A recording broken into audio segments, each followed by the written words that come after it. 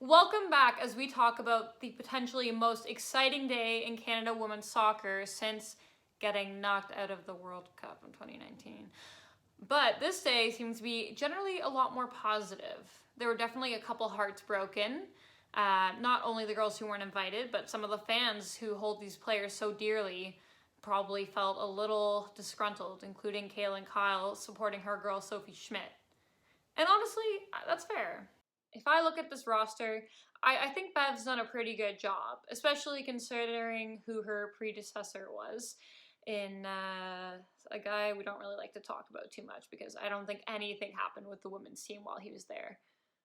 With Bev, she's made a couple exciting choices, definitely hard choices. She's brought in a couple players who wouldn't have been given a look otherwise, including Viens and Gilles. And I can't wait to see how both of those players perform now that they've been selected for their first Canadian big roster in the Olympics. Most of the other girls have gone to the Olympics before, or at least have gone to the 2019 World Cup. So it's exciting to see those faces join the rest of them. I know we all know the big names such as Sinclair, Kadisha, and all that, so we'll talk maybe more finely about the controversial picks. I would say the one that's the most controversial for me would be Grosso in the midfield. Not necessarily because Schmidt's been playing well, because I mean she did play well in the NWSL, but her games with Canada were pretty weak. That being said, Grosso didn't play too many minutes under Bev as well. And I didn't really follow the college games too closely. I saw she was getting some goals when I did watch her play, but if I'm being honest, I'm more impressed with some of the players who are playing professionally, such as Pickett, and my girl Sarah Strategakis is another offensive attacking mid who I love and can't help but support. So coming down to it though, I would still pick Schmidt over Grosso. I know that Bev probably thought Grosso has the attacking potential more than Schmidt, so I can see the justification there. But if it had come down to me, I think I would have picked Schmidt just for that veteran experience. But I mean, I can't understand it. The other one I would say that's kind of controversial for me would be selecting that sixth forward in Leon, because she's definitely the last one in that list just due to injury. Perhaps she would have been higher up if it hadn't been that injury and that surgery recently. And instead, letting go of, I would say, Gabrielle Carle was the one who basically got outed for her. This means that there's less depth on the defensive side, but I think Bev's okay with that because she has Riviere to slot in for Lawrence, and if Lawrence goes forward, she may even go with three at the back with the strong three center backs, so that's pretty fair. I did love the way that Carle played. She brought a lot of spark, and she's so fit, so fast, and keep up with any of the wingers in the world.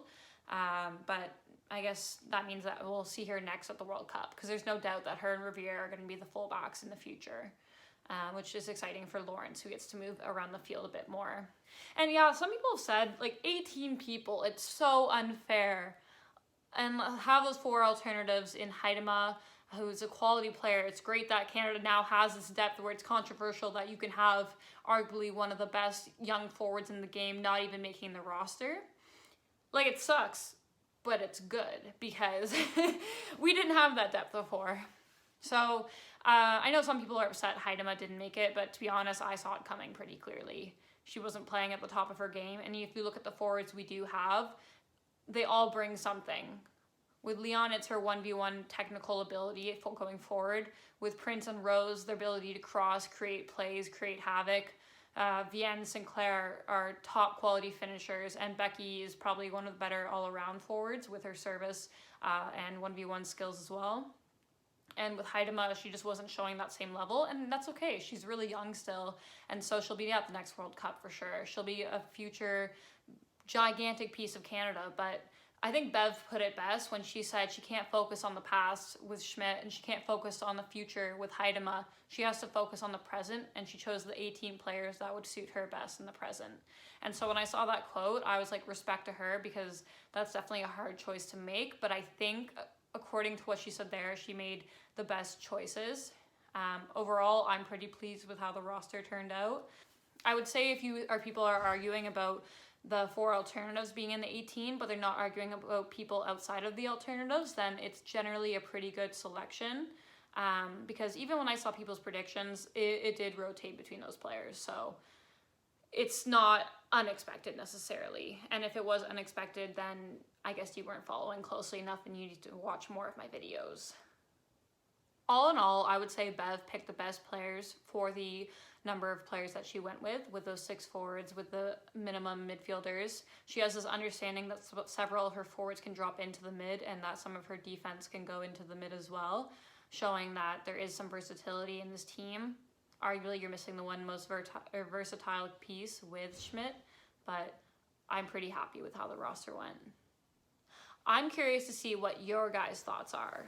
Is there a player that's missing out that you thought deserved to play? I know a lot of people have given Bianca St. George a huge shout out, but again, another player who maybe had a chance before injuries, and we will definitely see more of them leading up into the World Cup. Besides that, I don't know if there's too many others that have circled around. I think I've heard Chloe Lacassie in a couple of the Twitter mentions as a deserved player, but obviously she hasn't gotten the time with Team Canada to prove herself. So I'm definitely excited to see what this roster brings for the Olympics and what we're going to have in our player pool for the World Cup. And it goes to show that Canada does have the depth and it needs a pro league to develop these players. You hear what I'm saying? All right. Yeah, so leave me a comment about your roster selection, and if you agree or disagree, leave a like, comment, subscribe, and talk to you guys next time.